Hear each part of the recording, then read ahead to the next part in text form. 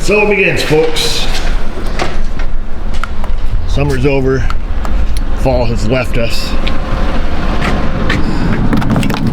The white stuff has fallen.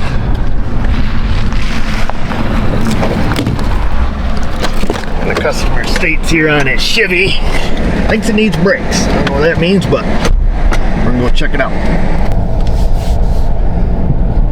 Oh, I think he needs brakes. I don't think we have to go very far. I think I can hear metal grinding. Sound like in the back. All the morning traffic here. We'll take her for a rip around the block, see what it sounds like. Okay, that's all the morning traffic. All three cars, right? Yep.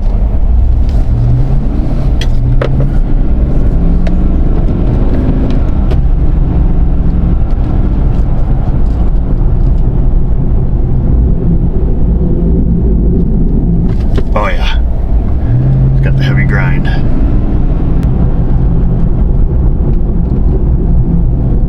Yeah, I don't think we have to go much further. No sense really going out on the big road.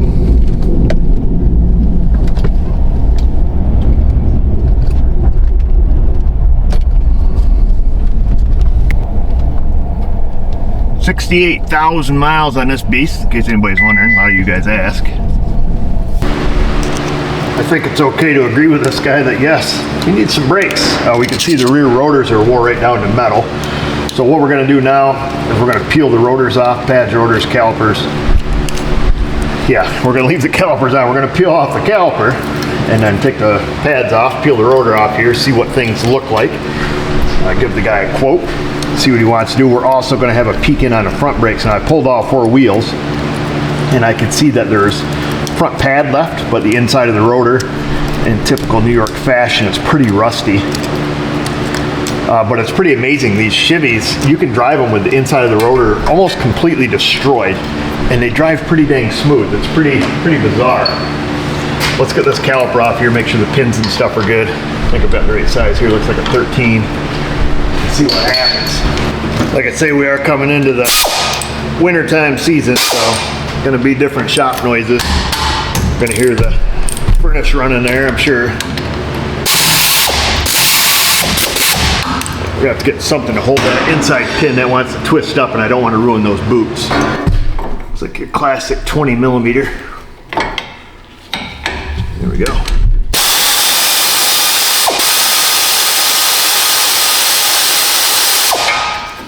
A little bit of Loctite on them, that's why they come out so hard.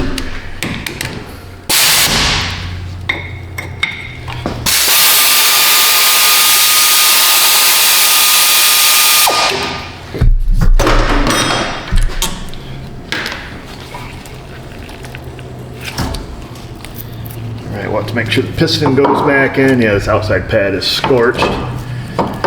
We'll just pull the whole bracket off, because they're probably seized up in there, would be my guess. Got an 18. Wow, first try.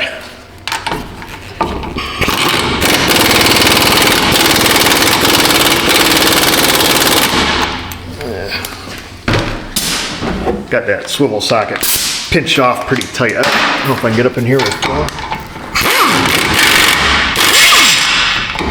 Yeah, it's pretty snug up in there.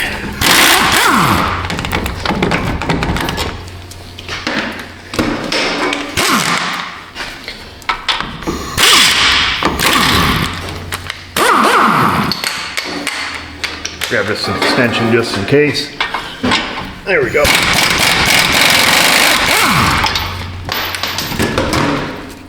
There's that. Yeah, she definitely smoked on the outside there, if you guys can see that. Hopefully the rotors come off without taking the parking brake shoes with them.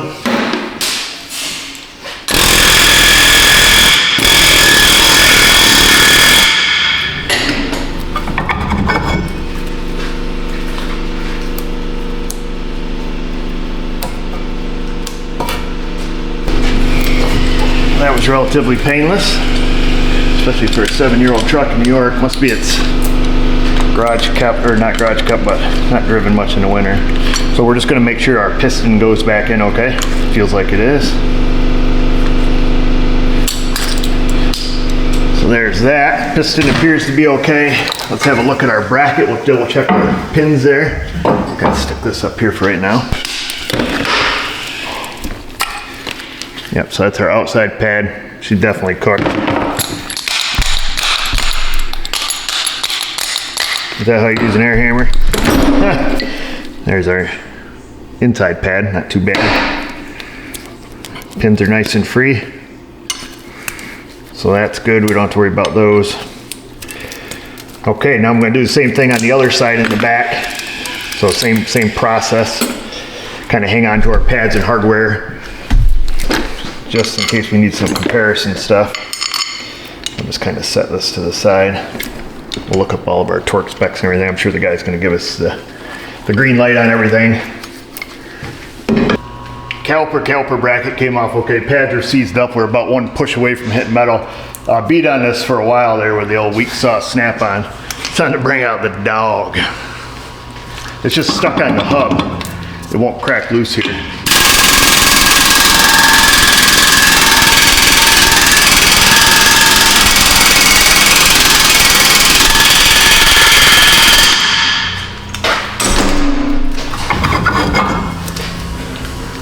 There, that works. Snap on. The other obvious alternative somebody could use, you've seen the two holes in the rotor, look like probably 10 millimeter. You can get a couple bolts, stick them in there, and use it. Probably against, the rotors are pretty thin. There's only about 2 threads in there, so you gotta be careful, tighten them up, but you can use that to put a little tension, pushing out. But there's quite a bit of rust buildup on these axle faces, so we'll have to get that all cleaned off.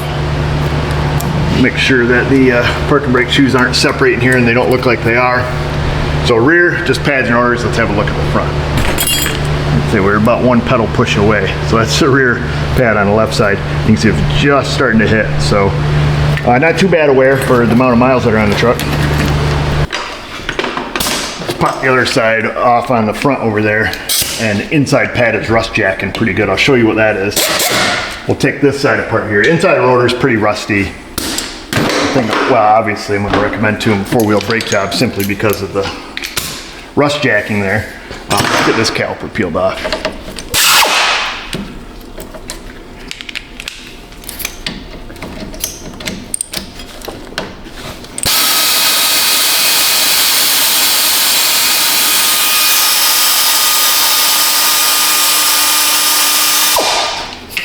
So a couple bolts there. No Loctite on those. They were the 18 mil variety.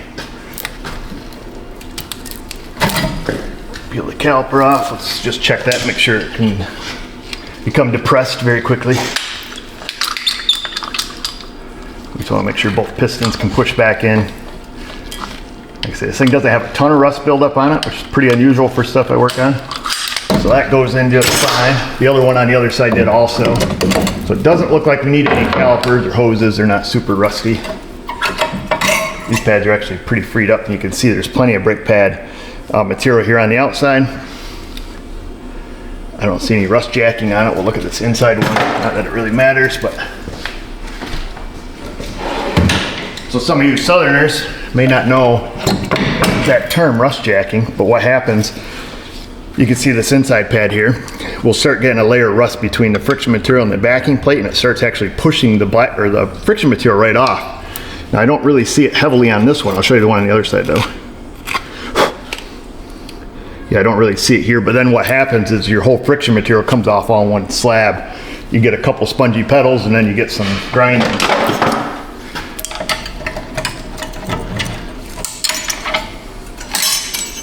Sometimes it goes and it gets wedged behind the caliper bracket. Our pins are moving, so that's good.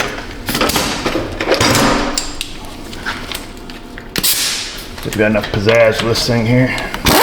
Oh, that was not very tight at all. Oh, somebody's had it off before. Okay, that explains why the front have lots of pad on them. It's got some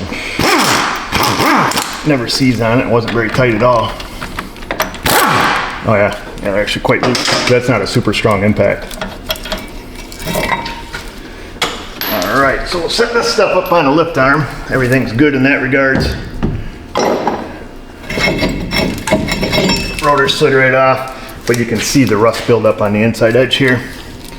and where it starts to just deteriorate and flake away. Start losing friction material, but it's weird. Like say we have these Chevys come in with literally like a, 4mm strip of shiny material, brakes smooth as butter. Here's the inside pad from the driver's side, and this is your classic case of rust jacking when you can stick a screwdriver underneath the friction material. I'll show you here. I'll get a little heavier screwdriver and show you how that can pop right off. But hopefully that shows up that it's tweaking out like that. So yeah, you can get a screwdriver under there and you can pop your friction material right clean off. What the heck, man? I'm getting some psycho text. So, but that's what rust jacking is here when it does that. And you can see it here on this end too. Same thing. A lot of rust under the friction material, and then it starts to pop off. So yeah, that's that. Pretty simple, folks. Front pad rotors, rear pad rotors, rust and rust jacking out in the front, and then the rears were pretty obvious. I've got all the stuff coming from the know-how. Gonna give this guy a ring. I'm sure he's gonna tell me just do it. He usually always does on his other vehicles, and then we'll get after it, getting things cleaned up. Man, what a crazy day it has been here at the shop. Parts are here. We're gonna start by removing the rust the best we can. It's caked on there pretty good. Just use some 36 grit cookie wheels here. Start buffing her down. Can't get behind the studs very well, so we'll get in there with a file and just kind of scrape it off.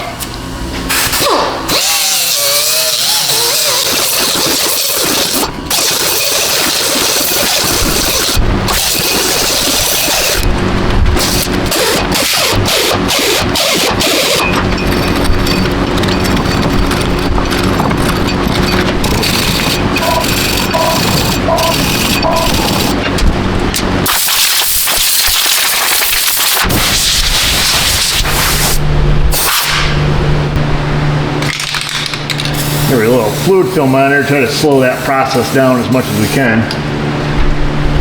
We'll stick this baby back on there. Whoops. There's that. Grab our retainers. You just pound them back down flat if you want to reuse them. You don't have to. It just keeps the rotor from falling off when there's no caliper bracket on it. Not really necessary. So if yours are missing, don't fret. So I'm going to take our caliper bracket, we're going to go clean the rust off it where the pad ears sit, get that all shined up as usual, because this is typically where the problem's going to happen here in the rust belt. We'll pull our pins out, make sure they're all good. Oh, not bad. Pop these little guys out. Wipe some of the schmoo off and make sure the groove up here is not all packed full of rust.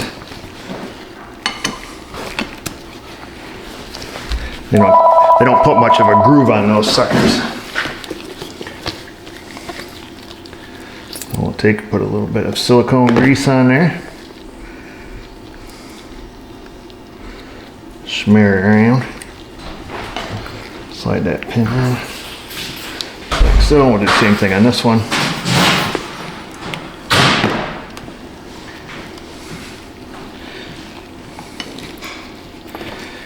They're going to have some air stuck behind them. It's not a big deal there. Push it in. Sometimes push it in, wiggle them a little bit, the air will come out. Sometimes we've got to reach back here with a little screwdriver. Just get right up under that lip there, push it in, and pull your screwdriver out. Same thing here. Just work it up under that lip. Don't cut your boot. Be very careful about that. And then there you go. I'd rather have a little suction pull them in instead of pushing them out. Bracket's all blasted off. If you don't have a sandblaster, you're gonna have to use a file. These are actually caliper files. I've got the smaller size that fits, down inside the groove. They're pretty great, but you can't just wire wheel it. The wire wheel just essentially shines up the rust. Doesn't really dig it out of there. And if you don't get it all out, you'll have a hard time getting your pads back in. You should never have to file your pads or grind them down, anything like that, or grind down your bracket. If you do, there's something wrong. Either your pads are just really crappy quality, or you didn't get rid of all the rust.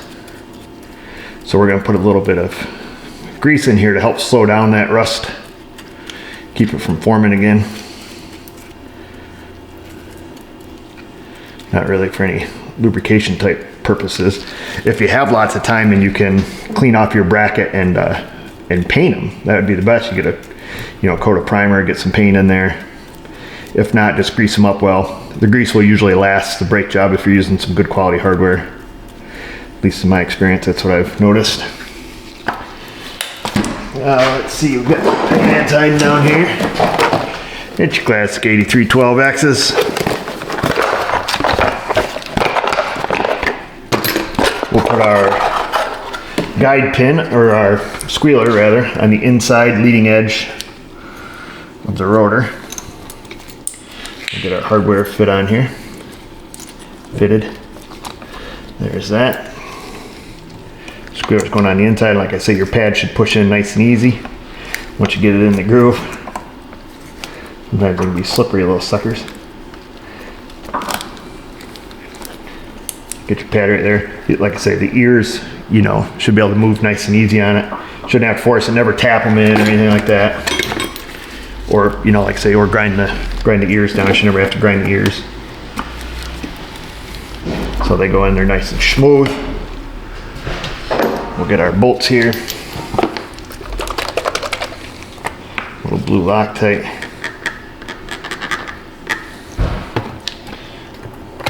Like so. Let's set them there for right now. We'll put the bracket up on the rotor.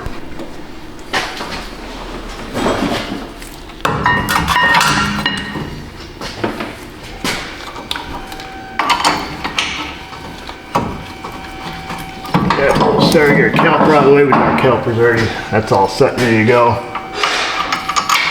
We'll get our bolts in here. We'll get them torqued down.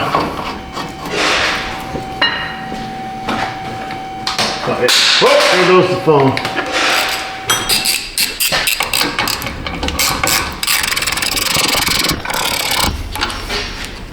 All right, we'll get these things torqued down. These ones are 148 foot-pounds. This is the JD9 brake option on this Chevrolet. I think they have like 3 brake codes for this, depending on how it's outfitted. There's that bad boy. And we'll just throw our caliper on. Now before we put the caliper on, as we always do, we put a little grease inside all the metal-to-metal contacts. And that's gonna, potentially stop some squealing issues. Should always grease all your metal-to-metal contacts. That piston came out a little bit. Yep, got to push that piston in a little bit, but I don't want to get stuff, I don't want to get it all over, grease all over my pushback tool, so we'll just use a C-clamp to push it in. It just came out a little bit from pushing in the other pistons. So, grease on the piston face, grease on the back side of the ears. You don't have to go crazy with it. Okay, let me get something to squeeze that back in.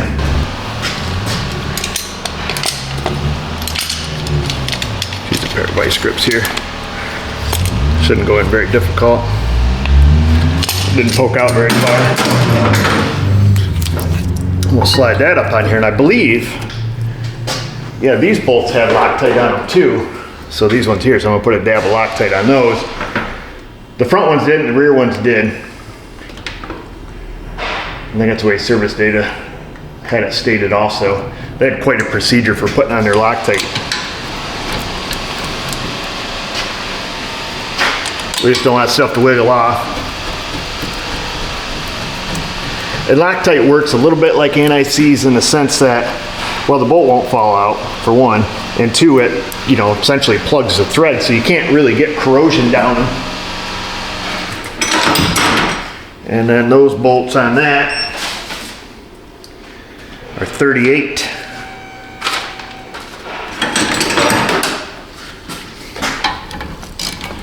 We'll have to hold the pin there from turning.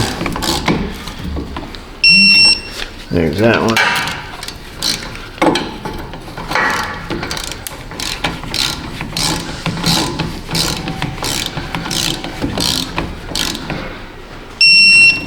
What do we hit? 40.4. There's that one, 40.2. All right, good deal, that's it. Rear's done, let's go knock the front out. Same thing here, just a little different. Clean all the rust off.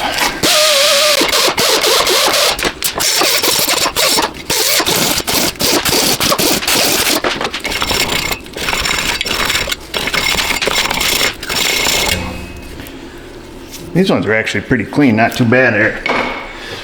We'll still give them a little bit of the blaster. This is not PB blaster. We don't even have PB blaster. Fluid film. Wow. Let's find a rotor here. Line that baby up. Grab your T27 or your T30. This bolt does have some sort of torque spec, like 109 inch-pounds, finger tight.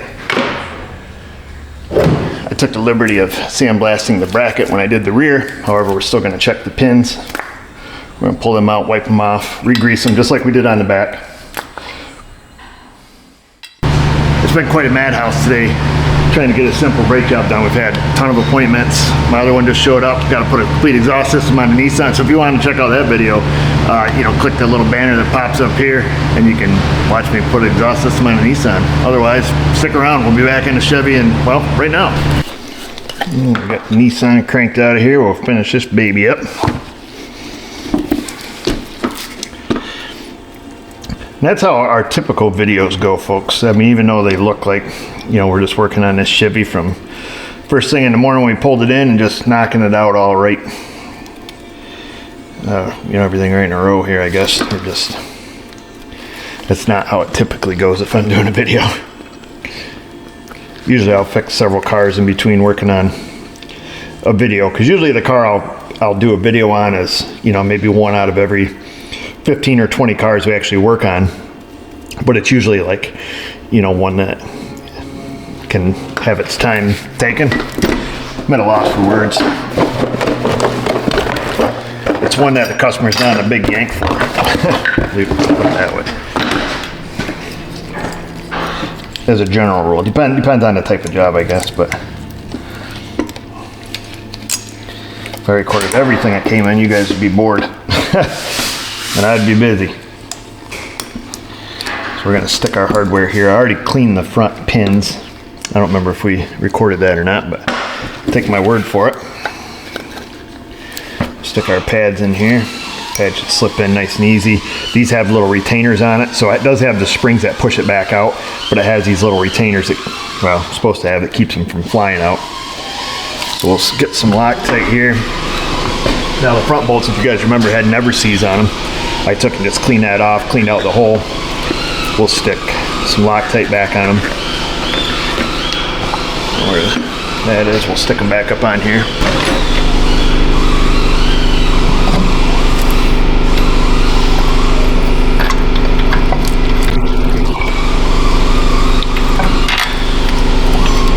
Josh is over there doing a brake job on a 19 Chevy. I think they're a rot box. That truck that he's working on, I bet he's gonna have 5 years left in it and it'll be in the salvage yard. It's pretty bad shape for a 19, 30,000 miles. He's just over there trying to beat the parts off. It's a daily dirt road driver, so it's pretty well smoked. Of course, it's got that new style GM brake system with the plastic leaf springs, and they just go from bad to worse every year, I think. Let's see, these are 170 I wrote down, 170 on this one. Tiger tight.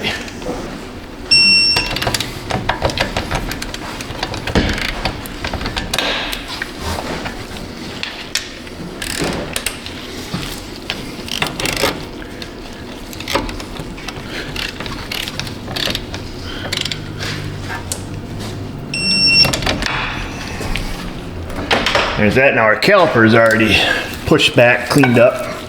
We just need to add a little bit of grease to it, just like we did in the rear.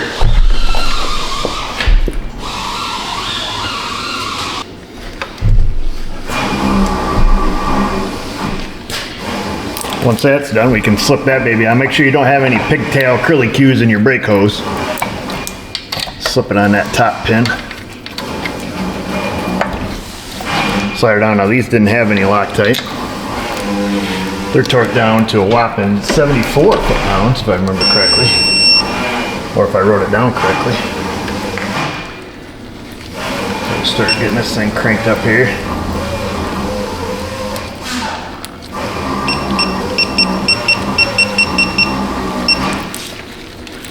Change out our socket. Now you may have to reach in and hold that pin with your 20 mil. There should be enough friction there. With that up 78, pretty close.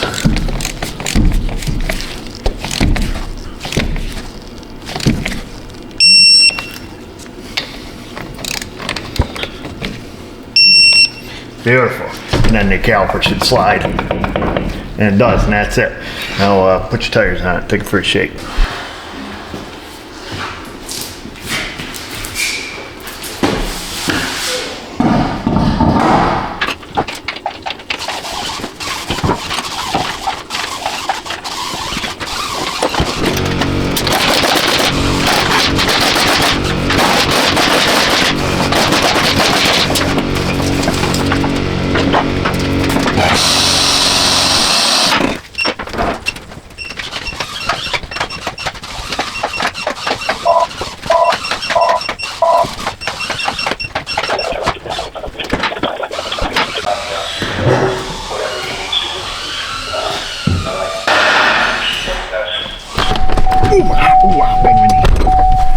Give her little baby pumps. I already checked the brake fluid, it's full.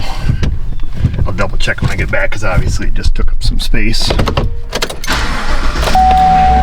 guys are wondering why I had that cord hanging under the hood. And that's because I leave the vehicle in neutral and shut the key off, which doesn't turn it off technically all the way. So I just leave a maintainer on there on power supply mode. Just because I know I'm going to get interrupted about 50 times throughout a video. Well, it's quieter already. So we'll go our little brake burnishing route here.